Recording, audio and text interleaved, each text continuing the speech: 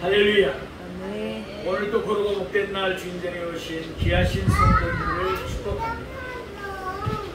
가을이 시작되었습니다. 9월 첫째입니다. 그러나 여름이 가기 싫어한 것 같습니다. 지금도 무더운 날씨가 계속되고 있습니다. 마지막까지 건강관리 잘 하시고 하나님의 구름 기둥 아래 그리고 하나님 은혜의 날개 아래 평안히 거하시는 우리 모두가 되기를 주님의 이름으로 축복합니다. 오늘은 마가복음 9장 9절부터 13절 말씀을 보므로 성경에 충실하신 예수님 이란 제목으로 말씀의 은혜를 나누겠습니다. 요한복음 10장 35절에서 예수님이 말씀하신 바와 같이 성경은 피하지 못합니다. 성경은 하나님의 말씀이기 때문에 성경에 기록된 모든 말씀은 영원 불변의 진리인 줄로 믿습니다. 따라서 하나님의 말씀인 성경은 하나도 폐하여짐이 없이 그대로 다 응하여집니다. 오늘 본문 12절에서 예수님은 기록하기를이라고 말씀하셨습니다. 또한 오늘 본문 13절에서 예수님은 기록된 바와 같이라고 말씀하십니다. 어디에 기록되었다는 뜻입니까? 바로 성경에 기록되어 있다는 뜻입니다. 이로써 예수님은 하나님의 말씀인 성경의 권위가 절대적임을 말씀하셨습니다. 하나님의 말씀인 성경의 권위가 절대적이기 때문에 예수님은 언제나 성경에 충실하셨습니다. 그 단적인 예를 한 가지만 들어보겠습니다. 마태복음 4장을 보면 예수님께서 3번에 걸쳐서 마귀의 시험을 받습니다. 예수님은 하나님의 아들이십니다. 그러므로 예수님이 무슨 말씀을 하시든지 하나님의 예수님의 입에서 나오는 말씀 그 자체가 바로 하나님의 말씀입니다. 그렇지만 예수님은 마귀의 시험을 물리치기 위해서 단 한 번도 임의로 말씀하지 않으셨습니다. 마태복음 4장 4절과 7절 그리고 10절을 보면 예수님은 3번 모두 기록되었으되 라고 말씀합니다. 예수님은 성경에 기록된 말씀으로 마귀의 시험을 물리치신 것입니다. 이렇듯 예수님은 성경에 절대적인 권위를 두셨습니다. 그러기에 예수님은 성경에 충실하셨습니다. 우리도 예수님을 본받아 성경에 충실해야 될 줄로 믿습니다. 그러면 이제부터 오늘 본문의 말씀을 세 대기로 나누었습니다. 좀 더 자세하게 상고하면서 은혜 받기를 원합니다. 첫째로 복음의 본질입니다. 우리 오늘 본문 마가복음 9장 9절 말씀을 보시겠습니다. 그들이 산에서 내려올 때에 예수께서 경고하시니 인자가 죽은 자 가운데서 살아날 때까지는 본 것을 아무에게도 이루지 말라 하시니 아멘. 예수님께서 베드로와 야고보와 요한을 데리시고 따로 높은 산에 올라가셨습니다.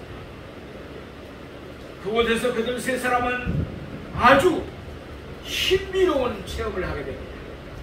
이는 사도 바울이 셋째 아들 곧 낙원에 이끌려갔던 것에 더듬갈 만큼 매우 황홀한 체험을 한 것입니다.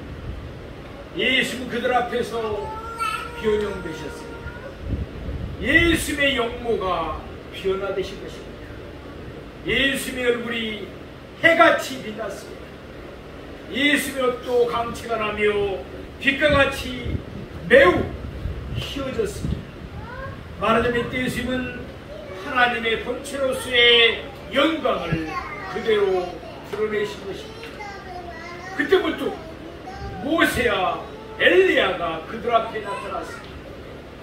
모세는 율법을, 엘리야는 선지자를 대표했습니다. 율법과 선지자의 글을 합친 것이 바로 성경입니다. 그러니까 모세와 엘리야가 나타나서 성경에 기록된 예수님의 죽으심을 그들에게 증언했던 것입니다. 때는 초막절이 가까울 무렵이었습니다. 그래서 베드로는 엉겹길에 예수님과 모세와 엘리야를 위하여 초막셋을 짓겠다고 말했습니다. 베드로의 의도가 무엇이겠습니까? 예루살렘에 올라가 고난을 받지 말고 그곳에 머물며 영광을 누리겠다는 것이었습니다. 그러나 베드로의 말이 채 끝나기도 전이었습니다. 호련히 빛난 구름이 일어나서 예수님과 모세와 엘리야를 가리웠습니다. 덮었습니다. 그 구름 속에서 하나님은 친히 그의 음성으로 예수님을 증언하셨습니다. 그들에게 예수님의 말씀을 들으라고 하나님은 말씀하셨습니다. 이제 그들이 산에서 내려올 때입니다. 그들은 자기들이 본 것을 다른 제자들에게도 일러주리라고 말해주리라고 생각했을 것입니다. 그러나 뜻밖에도 예수님은 이와 같이 경고하십니다.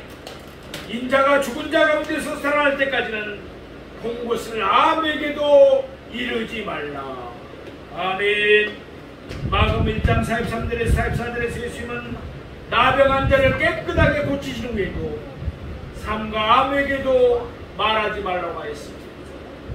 또한 마가복음 5장 43절에서 예수님은 야이로의 죽은 딸을 살리신 후에도 그 일을 아무에게도 말하지 말라고 엄히 경고하셨습니다. 이렇듯 예수님은 이적을 행하신 후 아무에게도 말하지 말라고 종종 경고하셨습니다. 마가복음 8장 29절에서 30절에서 베드로가 예수님을 그리스도로 고백한 후에도 예수님은 똑같은 경고를 하셨습니다. 이제 예수님은 자신의 영광을 드러내신 후에도 똑같은 경고를 하셨습니다. 누가복음 1장과 2장에 나오는 제사장 사가랴를 우리는 잘 알고 있습니다. 그는 천사의 말을 믿지 않았다가 한동안 벙어리가 되어서 지내야 했습니다. 그래서 그의 아내 엘리사벳이 세례 요한을 잉태했지만 그는 아무 말도 할 수가 없었습니다. 그는 얼마나 답답했겠습니까? 그때 제자들도 답답했을 것입니다. 그러므로 예수님은 그러한 경고를 하셨습니다. 그 당시 사람들이 그리스도에 대해서 잘못된 생각을 가지고 있었기 때문입니다. 그들은 그리스도를 정치적으로만 생각했던 것입니다. 그들은 그리스도 오시면 모든 대적들의 손에서 자기들을 구원해 주시리라고 여겼습니다. 이미 많은 유대인들이 이스라엘의 독립을 위하여 싸우다가 로마에 의해서 처형을 당했습니다. 그래서 그 당시 사람들은 그리스도께서 빨리 오셨습니다. 이스라엘 땅에서 로마 군대를 다 물리쳐 주기를 바랬습니다. 더불어서 군고왕들도 다 내쫓아 주기를 간절히 바라고 있었습니다. 사실 사람들은 그릇된 시도를 한 적도 있었습니다. 예수님이 오병이의 이적을 베푸셨을 때 요한복음 6장 15절 말씀처럼 사람들은 예수님을 억지로 붙들려서 그들의 임금으로 삼으려 했습니다. 그들은 예수님을 임금으로 세워 나라의 독립을 얻으려고 했던 것입니다. 따라서 만일 제자들이 나가서 이와 같이 증언을 하면 어떻게 되겠습니까? 예수님은 그리스도이시니 우리는 그의 영광을 보았습니다. 우리는 모세와 엘리야가 증언하는 것도 들었습니다. 우리는 빛난 구름 속에서 하나님이 증언하시는 말씀도 들었습니다. 그러면 사람들은 또다시 예수님을 억지로 붙들어서 자기들의 임금을 삼으려고 시도했을 것입니다. 그래서 예수님은 그때에도 그들이 본 것을 아무에게도 말하지 말라고 경고하신 것입니다. 그러나 예수님이 죽은 자 가운데서 살아나시고 사정은 완전히 달라집니다. 예수님이 오신 것은 로마를 정복하기 위함이 아니었습니다. 예수님이 오신 것은 죄와 죽음과 사탄의 권세를 정복하기 위함인 줄로 믿습니다. 예수님이 죽은 자 가운데서 살아나시면 사람들은 이 사실을 밝히 깨닫게 될 것입니다.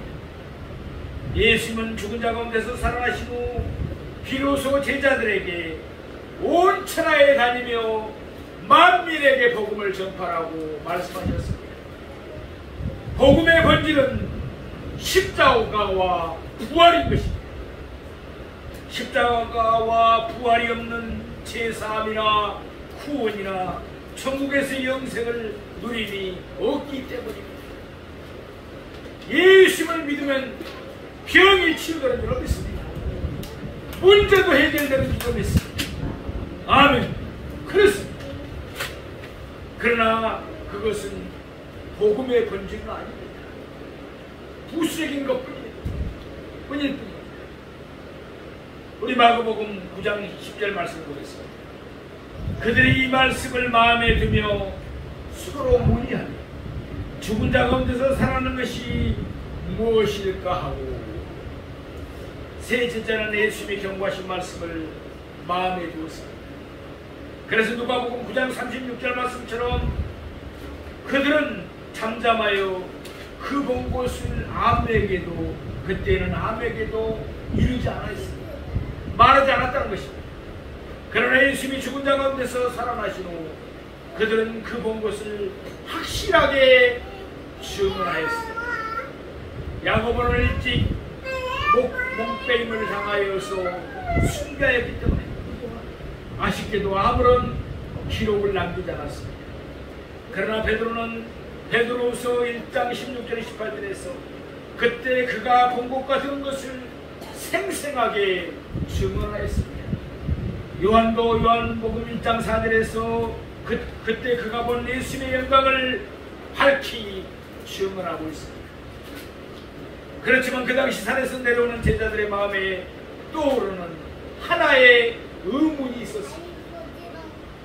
그들은 예수님이 죽은 자 가운데서 살아나신 것이 무엇일까 하면서 서로 의논했습니다.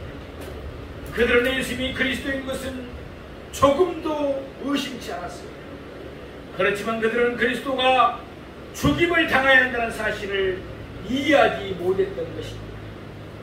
빌립보 가이사라에서 예수님은 자신이 그리스도로서 죽임을 당할 것을 말씀하셨습니다. 그러자 베드로가 예수님을 붙들고 항변했습니다. 비엔나 산에서 모세와 엘리야가 예수님의 죽으심을 말했습니다. 그러자 베드로는 초막 셋을 짓고 거기에 머무르기를 원했습니다. 마가복음 9장 31절에서 또다시 예수님은 자신이 죽은 자 가운데서 살아나실 것을 말씀하셨습니다. 그러자 마가복음 9장 32절 말씀처럼 제자들은 그 말씀을 깨닫지 못하고 묻기도 두려워했습니다. 베드로처럼 야단을 맞으면 안 되니까요. 그리고 예수님의 죽으심을 믿고 싶지도 않았을 것입니다. 마가복음 10장 33절에서 34절에서 예수님은 다시 한번 더 자신이 죽임을 당해야 될 것을 말씀하십니다. 그러자 바로 곧이어 야고보와 요한이 예수님께 나와 자기들을 예수님의 영광 중에 예수님의 우편과 좌편에 앉게 해주기를 구했습니다. 이렇듯 제자들은 그리스도의 영광만을 생각했습니다. 그들도 유대계의 가르침을 받으면서 자랐기 때문입니다. 그래서 제자들도 산에서 내려오면서 예수님이 죽은 자 가운데서 살아나실 것이라는 말씀을 이해하지 못해서 서로 물어보았던 것입니다. 우리도 고난이 없는 영광만을 생각하고 있지는 않습니다. 예수님은 고난을 통해서 영광에 이르셨습니다. 예수님은 우리도 예수님을 따르기를 원합니다. 예수님을 본받아 장래의 영광을 바라보면서 현재의 고난이 있다면 믿음으로 승리하는 우리 모두가 되기를 주님의 이름으로 축원합니다. 두 번째, 성경의 권위입니다. 우리 오늘 본 마가복음 9장 11절 말씀을 보겠습니다. 이에 예수께 묻자와 이르되 어찌하여 서기관들이 엘리야가 먼저 와야 하리라 하나이까. 이때 산에서 내려오는 제자들의 마음에 떠오르는 질문이 하나가 있었습니다. 예수님은 자신이 그리스도로서 죽은 자 가운데서 살아나실 것을 말씀했습니다. 그런데 서기관들은 그리스도가 오시기 전에 엘리야가 먼저 와야 된다고 말하는 것이었습니다. 물론 서기관들은 장로들의 전통에 의해서 그런 말을 한 것은 아닙니다. 그들은 성경에 근거해서 그런 말을 했습니다. 예컨대 말라기 3장 1절 말씀에 의하면 그리스도가 오시기 전 그의 길을 준비할 사자가 먼저 보내심을 받도록 말씀되어 있습니다. 이사야 40장 3절 말씀을 보면은 그 사자를 가리켜 예치는 자의 소리라고 불렀습니다. 또한 말라기 4장 5절 말씀은 그 사자가 선지자 엘리야임을 밝히고 있습니다. 이와 같이 성경은 그리스도가 오시기 전에 엘리야가 먼저 와야 함을 분명하게 말씀하고 있습니다. 서기관들의 의도는 뻔한 것이었습니다. 그들이 주장하는 바는 예수님이 그리스도가 아니라는 것이었습니다. 그리스도가 오시기 전에 먼저 엘리야가 와야 했습니다. 그런데 아직은 엘리야가 오지 않았습니다. 예수님은 그러므로 그리스도가 될 수 없다는 논리였습니다. 이에 따라 서기관들의 영향을 받은 사람들은 예수님을 그리스도로 받아들이지 않았습니다. 마가복음 8장 28절 말씀처럼 그런 사람들은 기껏 예수님을 엘리야로 간주했습니다. 예수님은 그리스도가 아니라 그리스도의 길을 준비해야 할 엘리야라는 것이었습니다. 그들은 종종 서기관들로부터 이런 말을 들었을 것입니다. 그리스도보다 엘리야가 먼저 와야 한다.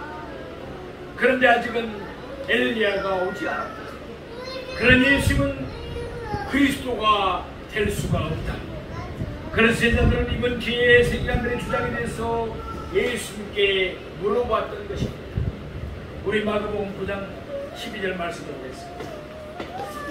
이르시되 엘리야가 과연 먼저 와서 모든 것을 회복하거든 어찌 인자에 대하여 기록하기를 많은 고난을 받고 멸시를 당하리라 하였느냐. 서기관들은 예수님을 반대하는 자들이었습니다. 마가복음 3장 22절 말씀처럼 그들은 예수님에게 바알세불 곧 시신의 왕 사탄이 집혔다고 주장하는 자들이었습니다.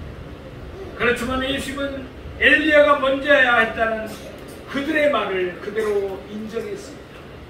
왜냐하면 그 말씀이, 그 사실이 하나님의 말씀인 성경에 분명하게 기록되어 있기 때문입니다.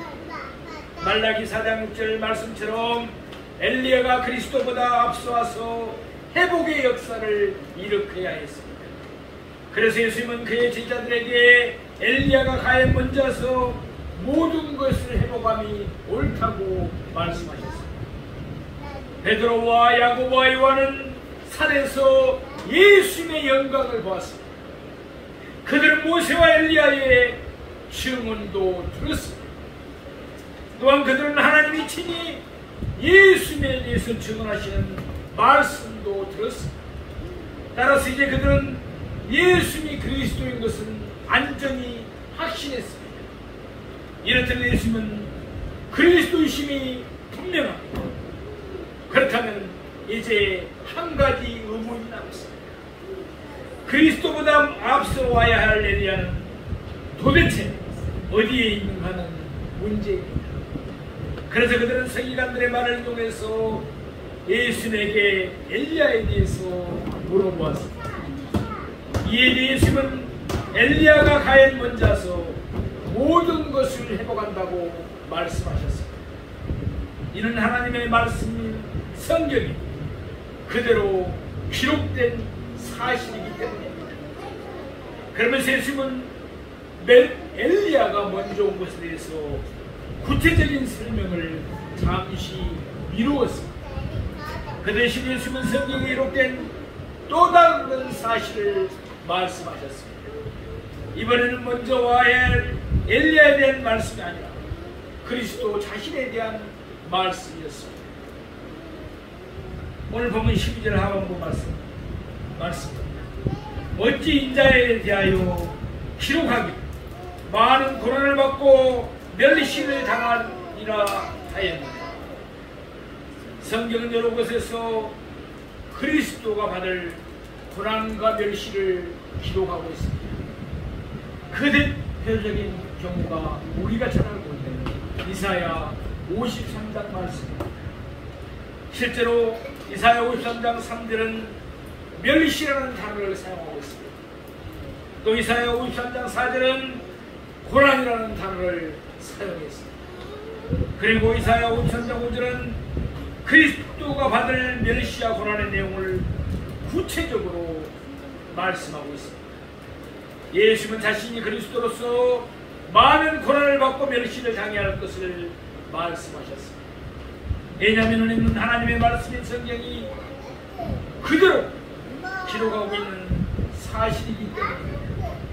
이로써 예수님은 성경의 절대적인 권위를 분명하게 밝히신 것입니다. 성경에 기록된 대로 엘리야는 먼저 와서 모든 것을 회복했습니다. 또한 성경에 기록된 대로 예수님은 그리스도로서 많은 고난과 멸시를 당하셨습니다.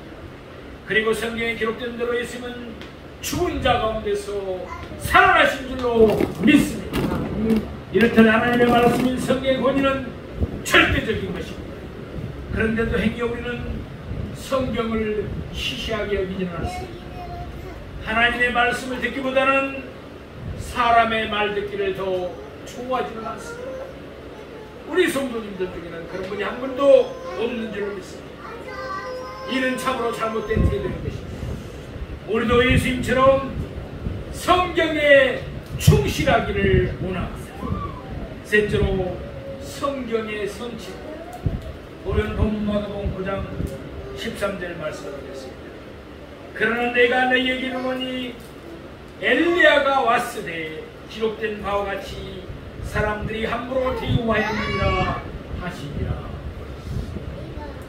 서기관들은 아직도 엘리야가 오지 않은 것으로 여겼습니다.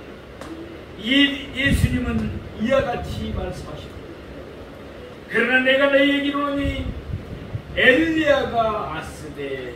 아멘. 서기관들의 주장과는 달리 예수님은 이미 엘리야가 왔다고 말씀하십니다.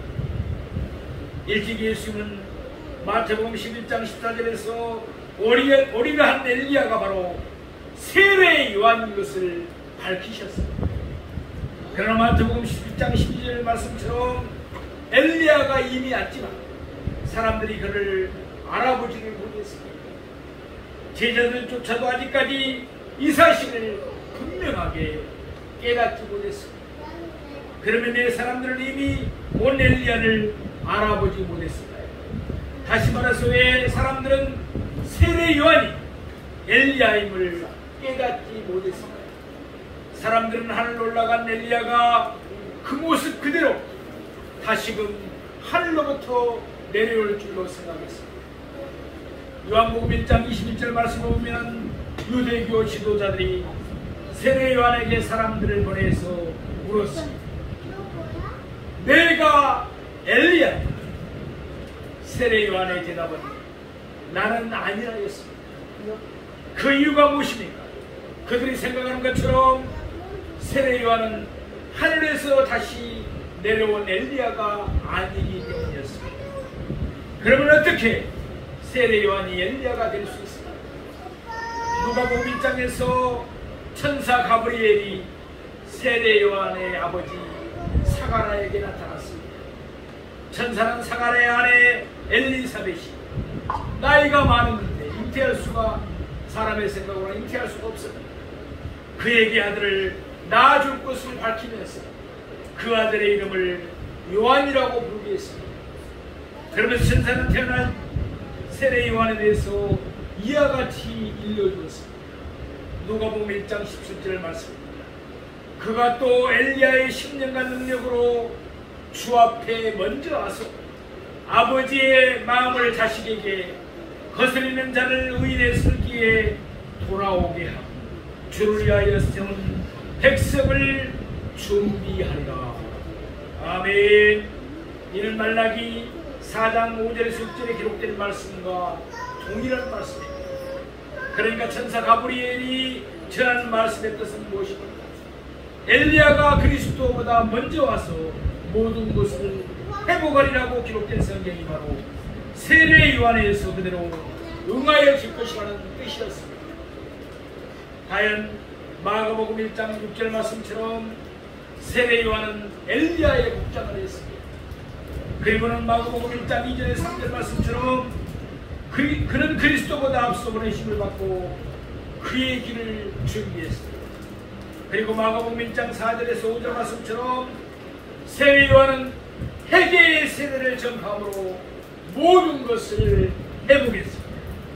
이와 같이 세례 요한은 엘리야의 10년과 능력으로 그리스도 앞에 먼저 왔습니다. 그리고는 회개의 세례를 전함으로 모든 것을 회복하면서 그리스도의 길을 준비했던 것입니다. 성경에 기록된 바가 그대로 응하여진 것입니다. 다시금 오늘 본문으로 돌아옵니다. 오늘 보면 13절 하반부 말씀입니다. 기록된 바와 같이 사람들이 함부로 대우하였느니라 하시니라. 열왕기상 19장 1절에서 10절 말씀을 우리는 잘 알고 있습니다. 이스라엘 왕 아합과 그의 아내 이세벨이 엘리야를 죽이려고 했습니다. 그러나 하나님은 엘리야를 보호하시면서 그를 해오리 바람으로 하늘로 올리셨습니다. 엘리야로 온 세례 요한도 사람들이 함부로 대우하였습니다. 그러더니 분봉왕 헤롯과 그의 아내 헤로디아는 세례 요한의 목을 베고 말았습니다. 오늘 본문과 같은 내용을 담고 있는 마태복음 17장 13절은 이와 같이 말씀합니다.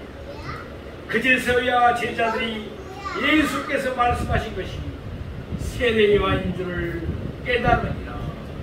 아멘. 성경에 기록된 대로 가연 엘리야인 세례 요한이 그리스도의 신 예수보다 먼저 와서 그리스도의 길을 준비했습니다. 사랑하시는 성도, 오늘 본문에서 예수님은 하나님의 말씀인 성경은 반드시 성취된다는 사실을 밝히셨습니다. 성경에 기록된 대로 엘리야가 먼저 왔습니다. 성경에 기록된 대로 사람들은 그리스도보다 먼저 온 엘리야를 세례 요한을 함부로 대우하였습니다. 성경에 기록된 대로 예수는 그리스도로서 많은 고난을 받으시고 버림받으시고 죽임을 당하시고 사흘 만에 살아나신 줄로 믿습니다. 성경에 기록된 그대로 모든 것이 성취가 되었습니다. 이제 성경에 기록된 대로 예수님은 하나님의 영광으로 거룩한 천사들과 함께 다시 오실 것입니다. 재림하실 것을 우리는 믿습니다. 성경은 하나님의 말씀입니다. 성경은 1.1억도 폐하여지지 않습니다. 그대로 다 성취가 됩니다. 예수를 본받아 우리도 성경을 사랑하며 성경에 충실하기를 바랍니다. 그래서 성경에 기록된 대로 예수님이 다시 오실 때 칭찬받는 우리 모두가 되시기를 주님의 이름으로 축원드립니다.